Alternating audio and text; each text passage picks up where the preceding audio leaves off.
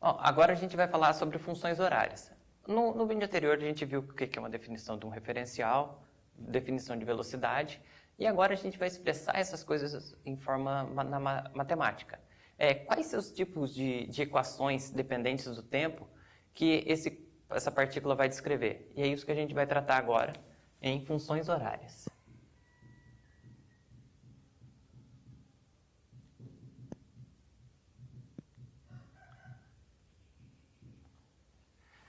As funções horárias, elas são funções polinomiais, que a gente tem outro vídeo lá em matemática sobre o que são funções polinomiais. Se alguém tiver dúvida, dá uma volta lá e vejam esse tipo de função. Elas vão descrever como essa partícula está evoluindo no tempo. A gente tem, pela definição de velocidade, ΔS por ΔT. Aqui o ΔS, como a gente viu no vídeo anterior, ele é o espaço final, aonde está o corpo no seu referencial, menos da onde ele saiu, o S0, dividido por T.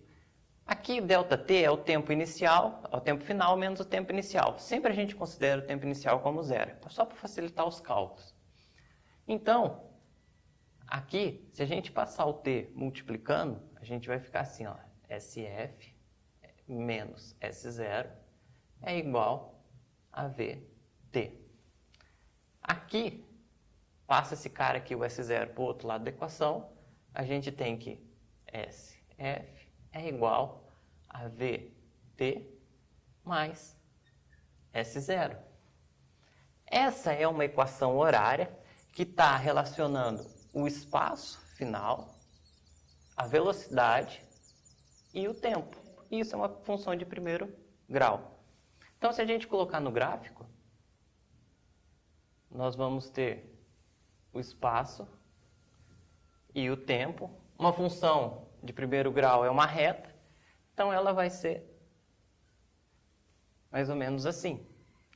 E a inclinação dessa reta por um ângulo θ, onde a tangente de θ nos dará a velocidade. Então, se a gente tem um gráfico, espaço por tempo, a tangente do ângulo de inclinação entre a reta e a paralela ao eixo temporal nos dará diretamente a velocidade.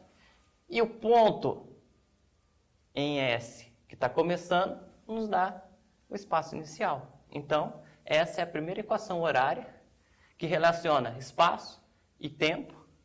E, graficamente, se a gente tiver, a gente tem que a tangente desse ângulo é a velocidade. Então, para uma velocidade constante, a gente tem uma inclinação entre espaço e tempo. E, se a gente, para esse movimento, se a gente relacionar velocidade e tempo, isso é uma função constante, não varia em relação ao tempo. E olha só que legal. Aqui, se a gente tem um determinado t, linha, a gente sobe até o final do gráfico, essa área que está achurada aqui, nos dá o nosso ΔS, S menos SF menos S0. Então, a área achurada de um gráfico, velocidade por tempo, nos dá o nosso ΔS. Certo?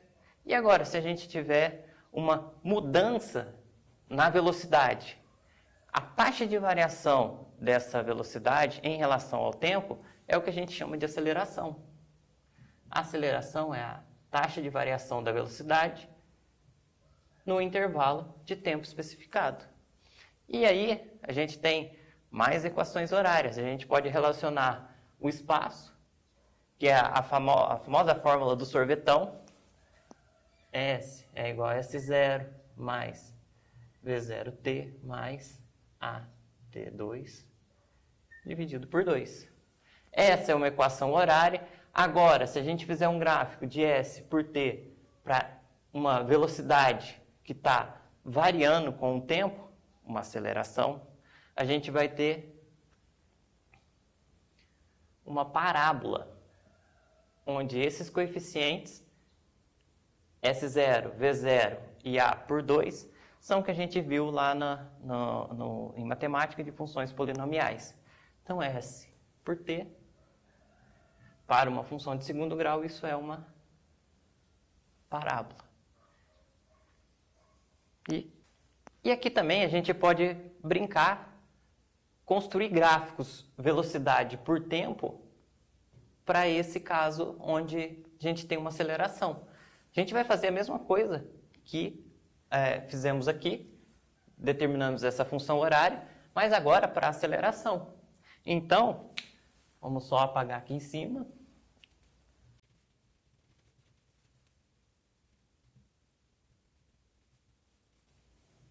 Se a gente pega essa fórmula aqui, a velocidade dividido pelo tempo nos dá aceleração, então a aceleração nada mais é do que a velocidade final menos a velocidade inicial do movimento dividido por ΔT. ΔT, tempo final menos tempo inicial, e a gente já está considerando o tempo inicial igual a zero. Então, é a variação do tempo mesmo, tempo t. Aqui, eu vou passar o tempo multiplicando, então vai ficar aceleração vezes o tempo é igual a velocidade final, menos a velocidade inicial. Agora eu vou pegar esse cara aqui, a velocidade inicial, e vou jogar para o outro lado da equação. Então aqui vai ficar velocidade final é igual a V0 mais a aceleração vezes o tempo. E isso a gente pode construir um gráfico velocidade por tempo. É uma função linear no tempo, gráfico polinomial de primeiro grau, a gente já estudou isso daqui. Isso vai ser um gráfico velocidade por tempo, uma reta. Se a gente tem uma reta, o coeficiente angular dessa reta é θ e a tangente de θ para esse caso aqui, onde a gente tem uma aceleração, é a nossa própria aceleração. E se a gente quer calcular a variação do espaço um tempo t linha específico, a área de baixo desse gráfico aqui, essa área achurada minha aqui, ela nos dá o nosso ΔT.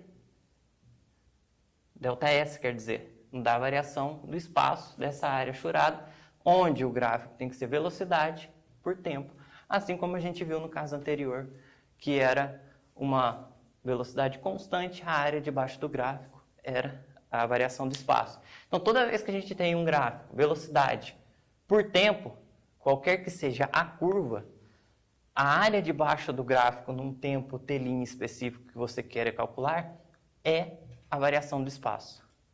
Então, isso daí é o resumo de funções horárias da cinemática para movimentos cuja velocidade é constante, que a gente viu anteriormente, e onde a velocidade está mudando, tem uma aceleração constante, e isso forma... Quando tem uma aceleração constante, a gente tem uma figura, velocidade por tempo, uma figura geométrica conhecida, trapézio, no fim das contas. E aí a gente sabe calcular a área de trapézio, que nos dá diretamente o ΔS, certo? Também tem a famosa fórmula de Torricelli, que ela vai relacionar as velocidades. Então, velocidade final ao quadrado é igual a V0 ao quadrado mais 2 vezes a aceleração vezes o ΔS. Essa famosa fórmula de Torricelli. Ou você pode usar aqui também, é a mesma velocidade, a mesma forma de calcular. Se a gente tem a variação temporal, usa essa daqui. Se a gente só tem a variação espacial, usa essa daqui. Beleza? Então é isso. Funções horárias. Um breve resumo para vocês.